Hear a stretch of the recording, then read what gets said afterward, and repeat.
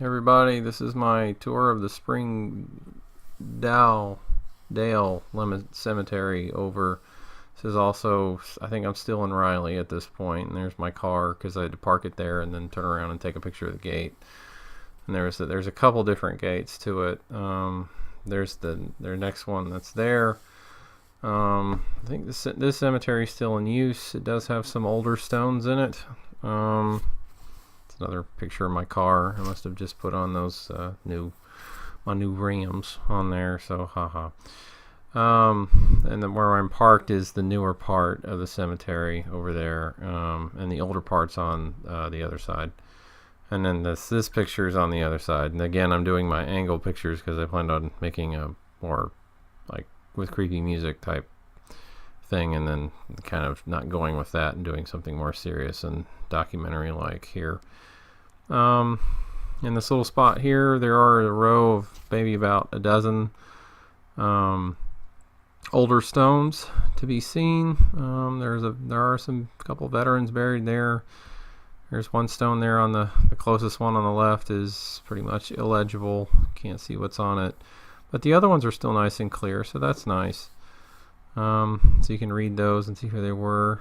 I guess there's a plaque there that marks who the gentleman was and the dates there. I don't know whether or not he was killed in battle or not. Yeah, but there's that row of stones there that is a bunch of older folks that are buried, I'm assuming are buried there. And then as you go around the stretch, most of the stones that you'll have a mixture of older and new there. You see there's a statue stone that has a lady standing on top of it. There I am getting closer to it, so I'm getting another picture of it there. And the other one that kind of looks like a piece, something from a chessboard. And I do think I got some close enough pictures of this one so you can actually read what it is. I think it's a family plot type stone where people are buried around it. Ora E. Wurr, wife of G.L. Thompson, died May 13th, 1887, aged 22 years, 2 months, and 15 days. Well, she didn't live long at all. She may have gotten sick. Reverend E. Howell died April 15th, 1993, aged 37 years, 6 months, and 29 days. So these shots came out good. You can read things. That's good. Fanny Hurd, if I have it right, is the one that has a stone with the lady statue on top. Oh, excuse me. Oh. And of course, one of my angle shots.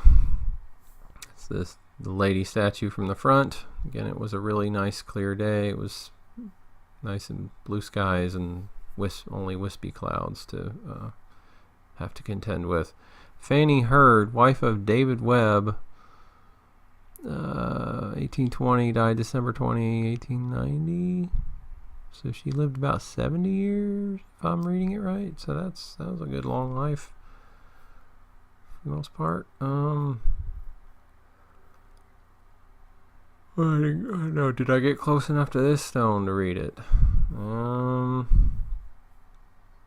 I guess I did. David Ayers died July 16th, 1859, aged 27 years, 2 months, and 23 days. So this must be another family plot stone. So it's like one side of the stone, a person will be buried there, and the next side of the stone, another person will be buried there, and so you could say they form a quote-unquote cross, just because of the way that the bodies are laid. In the cemetery, there was a couple of twin stones that were older. Again, some of these pictures, when I took the angles, I was going for an effect, and then I think I decided I'd do my effect picture and my serious picture. I think at that point I had made that decision. I didn't put a terrible amount of planning into this trip. It was just sort of I'll do this and take some pictures. There's some more older stones. excuse me, simpler design. Looks like there's a granite stone in front of it. Looks like a newer stone compared to the ones. Looks like at one point that was holding something up that is no longer there. I don't know if maybe it was taken away for repairs or if it's just gone. I don't know. I haven't gone back, so I don't know. There's another stone where something, the one on the right broke off. Looks like it's got a picture of a sunflower or something. There's a picture of a flower inside the circle there. So fairly nice looking stones there, and like an older stone there next to the tree, and then there's some sort of small plots. Those kind of stones, I don't know, either they'll say like father or mother or son or daughter sometimes. Last name of Fry, John Fry, born 1915, if I'm reading it right, died June 21st.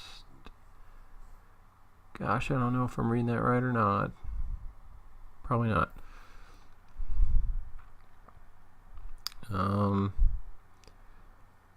That one looks like, at least the stones look newer. I don't know. Some of these they'll replace with an old stone with a new one. That one was interesting because it's the way it's made. Excuse me.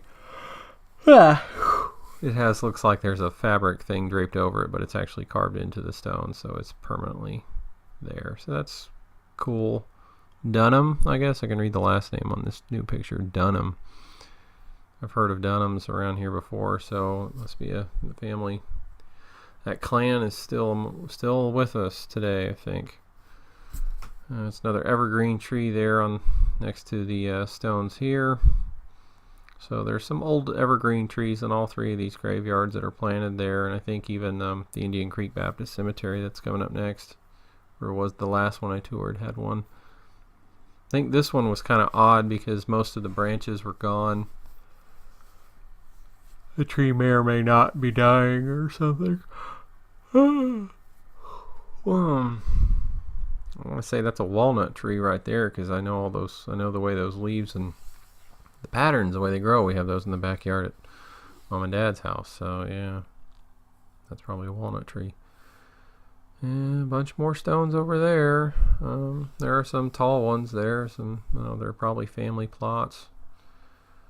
There usually, I guess that's what those are for. That was kind of interesting. It was a stone making of a tree trunk there, and then there's sort of like brick underlay underneath it. Did I get a shot of what was written on it? It's nicer looking close up, but I still can't read it from my picture.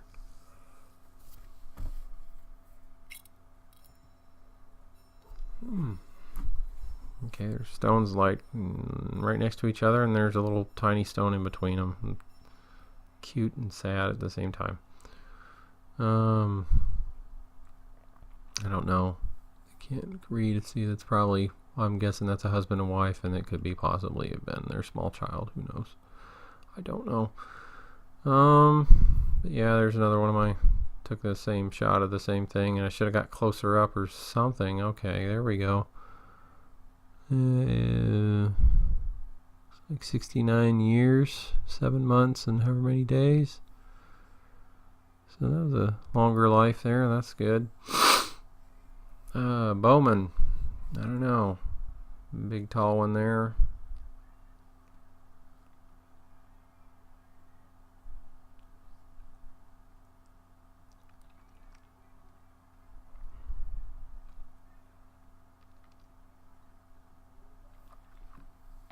There's a Smith buried behind the Bowman there. Looks like a newer stone. There's the lady, the waving lady statue, I guess. I don't know what to call it. Okay, there's a good shot of the waving lady statue. That's nice. Good and centered. You can really see the detail. Good sculpting there. Nice job, artist.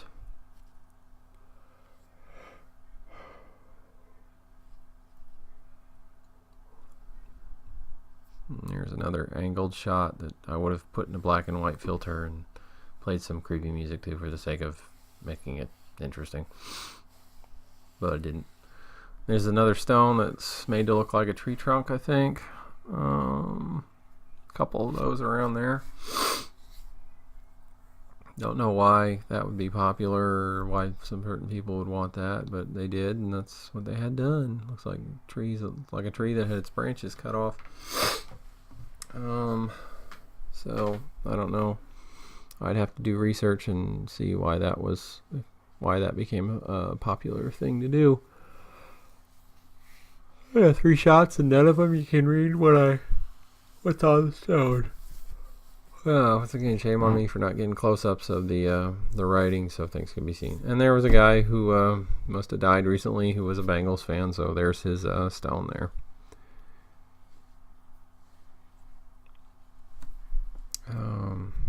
And that was the tour of the Springdale Cemetery.